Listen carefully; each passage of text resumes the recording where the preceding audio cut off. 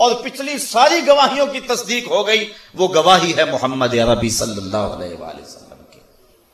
بلکہ باقی جتنی بھی گواہیاں تھیں نا اللہ کی ذات پہ، وہ تھی خاموش گواہیاں، صامت.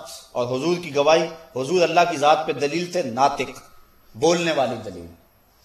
پتھر اللہ کی ذات پہ دلیل تھے نا، لیکن لوگوں نے پتھروں کو معبود بنا لیا، بول نہیں سکے.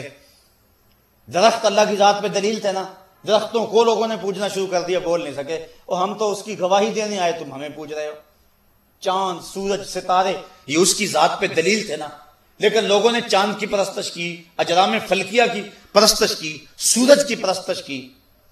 لیکن انہوں نے نہیں کہا کہ ہم تو میاں اس کی گواہی دینے آئے ہیں اور تم جو ہے وہ ہمیں پوج رہے ہو.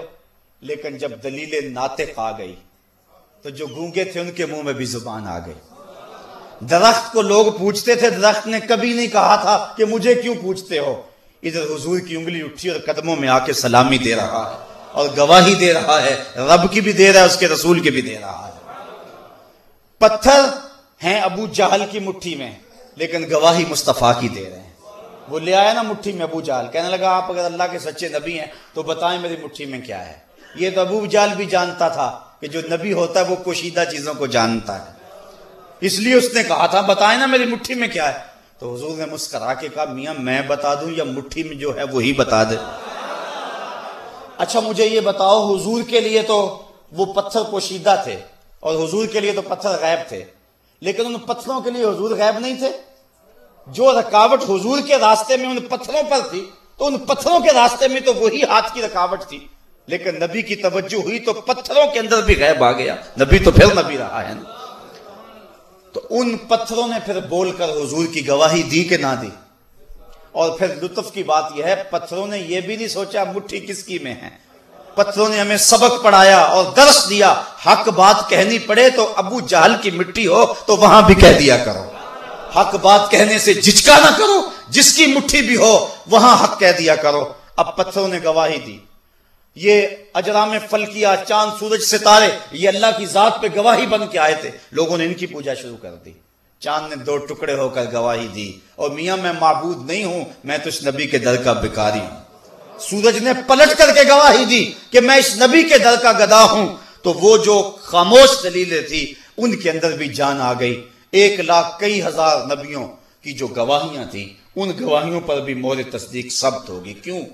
اس لیے کہ حضور کی گواہی عینی تھی، باقی نبیوں کی گواہی جو تھی وہ سمعی تھی.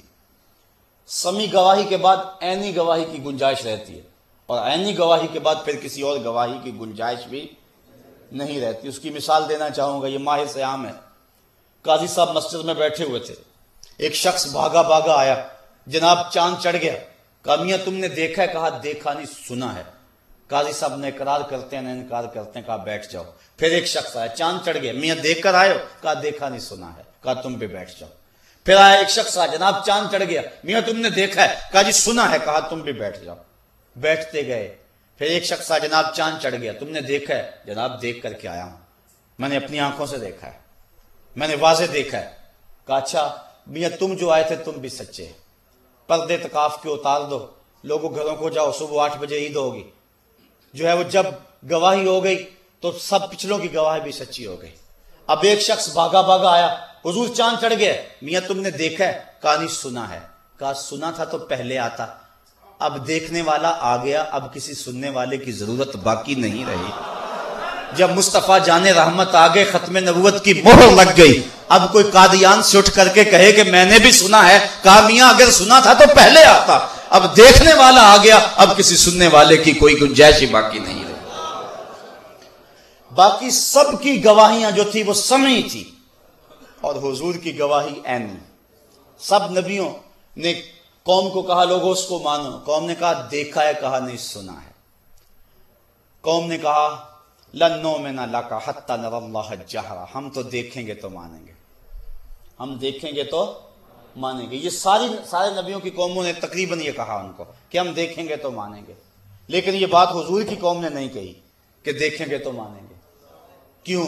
اس لیے کہا جب تجھے جو دیکھ لیا، جب تجھے دیکھ لیا پھر اسے دیکھ لیا. سر سے لے کر پاؤں تک تنویر ہی تنویر ہے، جیسے منہ سے بولتا قرآن وہ تفسیر ہے، سوچتی ہے دنیا مصطفیٰ کو دیکھ کر وہ مصور کیسا ہوگا جس کی یہ تصویر ہے۔ من رعانی فقد رعا الحق، جس نے اللہ کو دیکھنا ہے وہ میرے جمال کو دیکھ لے، میں اس کے جمال کا عکس اور آئینہ ہوں، جس نے مجھے دیکھ لیا اس نے گویا اسے دیکھ لیا۔ تو اللہ کی ذات کی سب سے بڑی دلیل، جس دلیل کے بعد کسی اور دلیل کی ضرورت نہیں رہتی، اور یہ جو مقدمہ تھا اس کا فیصلہ ہو جاتا ہے، وہ دلیل ذات رسالت مآب ہے۔ اور اللہ تعالیٰ قرآن میں فرمایا یا ایھا الناس قد جاءکم برہان من ربکم، اے لوگوں تمہارے پاس اللہ کی یہ سب سے بڑی دلیل آ گئی ہے، اب کوئی اور دلیل نہیں مانگو گے مصطفیٰ کے بعد، اب اس کی الوہیت کے اور اس کے وجود کے اس بات پر کسی اور دلیل کی تمہیں ضرورت نہیں۔ جب محمد عربی آگے ہیں تو اس مقدمے کا فیصلہ ہو چکا ہے۔ اور یہ بات ذہن میں رکھیں کہ ہم خدا تک پہنچے تو اسی بڑی دلیل کے ذریعے۔ عقلی دلائل بھی اپنی جگہ پہ ٹھیک ہیں، لیکن عقل کے بل بوتے پہ اس کی چوکھٹ تک کوئی نہیں پہنچ سکتا۔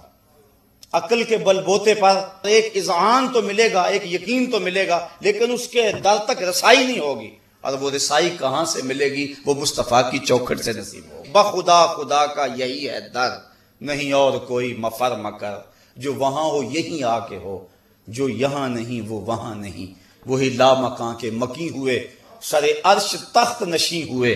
یہ نبی